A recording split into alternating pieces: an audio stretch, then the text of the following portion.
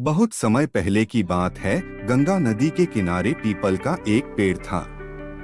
पहाड़ों से उतरती गंगा पूरे वेग से बह रही थी कि अचानक पेड़ से दो पत्ते नदी में आ गिरे। एक पत्ता आड़ा गिरा और एक सीधा डॉट जो आड़ा गिरा वह अड़ गया। कहने लगा, आज चाहे जो हो जाए मैं इस नदी को रोक कर ही रहूंगा। चाहे मेरी जान ही क्यों न चली जाए मैं इसे आगे नहीं बढ़ने दूंगा।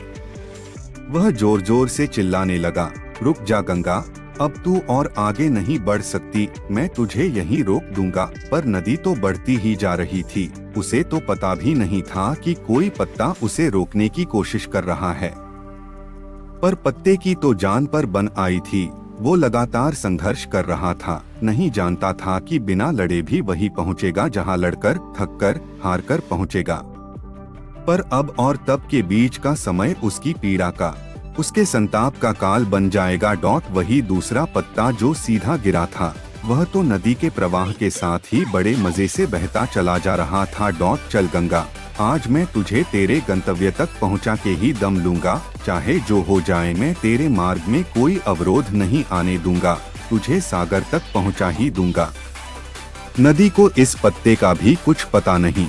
वह तो अपनी ही धुन में सागर की ओर बढ़ती जा रही है।